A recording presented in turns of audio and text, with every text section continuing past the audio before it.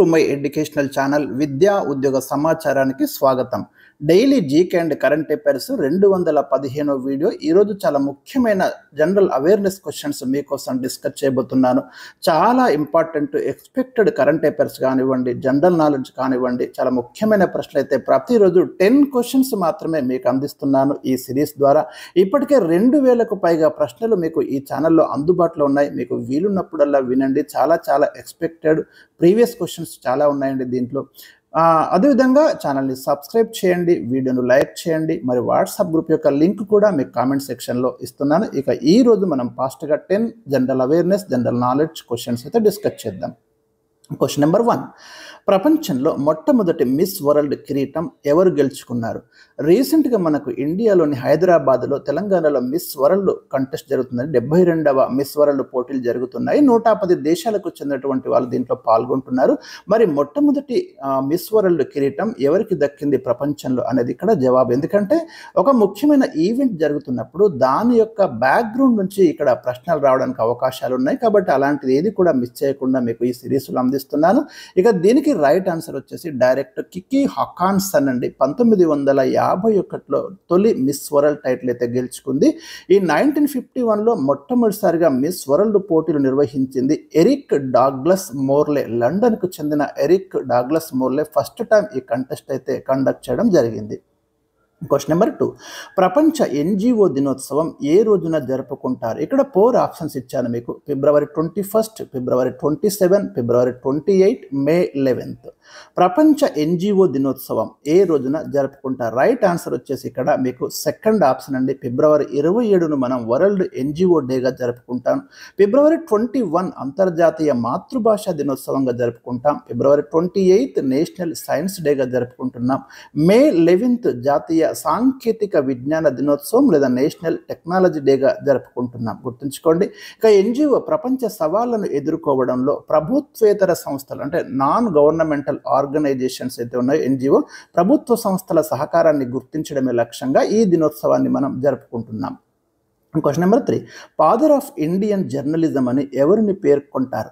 James Augustus హిక్కీని మనం father of Indian journalism అని పేర్కొంటామండి. ఎందుకంటే 1780లో భారతదేశంలో మొట్టమొదటి వార్తాపత్రిక బెంగాల్ గెజిట్ ఇంగ్లీష్లో ముద్రించబడింది. ఇది గుర్తుంచుకోండి. చాలా రిపీటెడ్ క్వశ్చన్ అండి. ఇది మీకు 1780లో వచ్చింది. దీన్ని కలకత్తా జనరల్ అడ్వర్టైజర్ అని కూడా మనం పేర్కొంటున్నాం. The first English language newspaper published in India.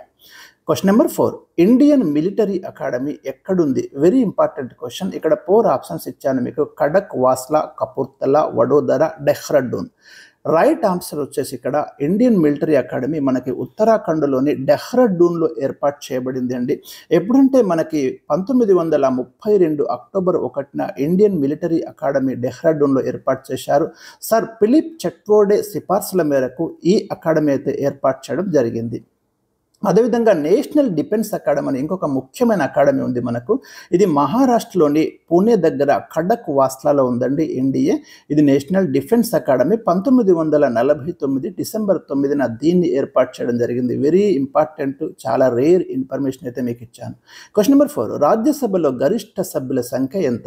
రాజ్యసభను మనం ఎగువ సభ అంటాము. మన భారత పార్లమెంట్లో లోక్సభ, రాజ్యసభ, రాష్ట్రపతి అంతర్భాగంగా ఉంటారు. రాజ్యసభ గురించి మనకు భారత రాజ్యాంగంలోని ఆర్టికల్ 80 వివరిస్తుందండి. దీన్నే మనం కౌన్సిల్ ఆఫ్ స్టేట్స్ అని పేర్కొంటున్నాము. మరి భారత రాజ్యాంగం ప్రకారం రాజ్యసభలో గరిష్ట సభ్యుల సంఖ్య ఎంత అనేది వెరీ ఇంపార్టెంట్ క్వశ్చన్. ఇక్కడ 4 ఆప్షన్స్ ఉన్నాయి. 245, 243, 238, 250. రైట్ ఆన్సర్ వచ్చేసి మనకు 250 అండి. 250 ఉండవచ్చు. ప్రజెంట్ అయితే మనకి 245 ఉన్నారు. కానీ గరిష్ట సభ్యుల సంఖ్య గుర్తుంచుకోండి. ఇక్కడ 238 మెంబర్స్ అయితే మనకు రాష్ట్రాల విధానసభ సభ్యుల ద్వారా సింగిల్ ట్రాన్స్ఫరబుల్ ఓట్ మెథడ్లో ఎన్నుకోబడతారు. ఇక 12 మందిని భారత రాష్ట్రపతి నామినేట్ చేయడం జరుగుతుంది రాజ్యసభ సభ్యులను. వెరీ ఇంపార్టెంట్ ఇన్ఫర్మేషన్ ఇది. ఇది కూడా మీరు గుర్తుంచుకోండి. ప్రజెంట్ అయితే 245 ఉన్నారు. 233 వచ్చేసి మనకు ఆయా రాష్ట్రాల విధానసభ సభ్యుల ద్వారా 12 మంది రాష్ట్రపతి ద్వారా నామినేట్ అవుతున్నారు. ఆర్టికల్ 80 దీని గురించి వివరిస్తుంది. ఇదంతా కూడా చాలా ఇంపార్టెంట్ ఇన్ఫర్మేషన్. Question number 5. ఏ కమిటీ సిఫార్సు మేరకు 1975 అక్టోబర్ 2న ప్రాంతీయ గ్రామీణ బ్యాంకులు ఏర్పడ్డాయి? వీటిని మనం రీజనల్ రూరల్ బ్యాంక్స్ అని పేర్కొంటాము. ఇక్కడ 4 ఆప్షన్స్ ఉన్నాయి మీ ముందు. M Narasimham committee, Raja Chelliah committee, Vijay Hazare committee, Swaminathan committee. Right answer వచ్చేసి ప్రొఫెసర్ ఎం నరసింహం కమిటీ సూచన మేరకు ప్రాంతీయ గ్రామీణ బ్యాంకులు ఏర్పాటు చేశారు. Question number 6. సబార్డినేట్ కోర్టులని వేటిని పేర్కొంటారు? ఏవైతే హైకోర్టు తర్వాత వచ్చే దిగువ కోర్టులను మనం ఏమంటున్నామంటే సబార్డినేట్ కోర్టులు అంటాం. జిల్లా కోర్టులు కావచ్చు, ఇంకా ఇతర కోర్టులు. Question number 7. భారతదేశంలో మొట్టమొదటిసారిగా లోక్ అదాలత్ ప్రారంభించిన రాష్ట్రం ఏది? ఇట్లాంటి వెరీ వెరీ ఇంపార్టెంట్ బిట్స్ అండి. మనకి లోక్ అదాలత్ అంటే కోర్టుల బయట కేసులను పరిష్కరించుకోవడానికి ఏర్పాటు చేసినటువంటి ఒక విభాగం అండి లోక్ అదాలత్ అనేది. ఇక్కడ 4 ఆప్షన్స్ మీ ముందు ఉన్నాయి. ఒడిషా, గోవా, గుజరాత్, కేరళ. ఇండియాలో ఫస్ట్ టైం లోక్ అదాలత్ ప్రారంభించిన రాష్ట్రం ఏది? రైట్ ఆన్సర్ వచ్చేసి గుజరాత్ అండి. ఇక్కడ option 3 is the right answer. 1982లో పిఎన్ భగవతి దీనిని ఎక్కువగా ప్రచారంలోకి తీసుకొని వచ్చారు. Question number 8. గర్భంలోని శిశువులో గల అవయవ లోపాలను తెలుసుకోవడానికి చేసే టిప్పా స్కాన్ విస్తరించండి. ఈ పదం మీరు విని ఉంటారు, కానీ దీని యొక్క ఫుల్ ఫామ్ మాత్రం ఫస్ట్ టైం మీరు ఇక్కడ వింటున్నారు ఈ వీడియో సిరీస్లో. టార్గెటెడ్ ఇమేజింగ్ ఫర్ ఫ్యూటల్ ఎనామిలీస్ అండి దీని యొక్క ఫుల్ ఫామ్. దీన్ని మనం టిప్పా స్కాన్ అని మనం పేర్కొంటాము. వెరీ ఇంపార్టెంట్, గుర్తుంచుకోండి. ఇలాంటి అడుగుతున్నాడు. అంతకుముందు కూడా మనకు ఆమ్నియోట్ సెంటసిస్ గురించి అడిగాడు, దీని రిలేటెడ్ అది కూడా. దీనిని 18 నుండి 22 వారాల వయసులో చేస్తారు. Question number 9. భారత్ నుండి మిస్ వరల్డ్ టైటిల్ గెలుచుకున్న మొట్టమొదటి మహిళ ఎవరు? వెరీ ఇంపార్టెంట్ బిట్ అండి. ఇక్కడ 3 ఆప్షన్స్ మీ ముందు ఉన్నాయి. Reita Faria Powell, Yukta Mookhey, Diana Hayden. Right answer వచ్చేసి 1966లో రీటా ఫారియా పావెల్ భారతదేశం నుండి మొట్టమొదటి మిస్ వరల్డ్ అయితే గెలుచుకోవడం జరిగింది. గుర్తుంచుకోండి, ఇంపార్టెంట్ బిట్.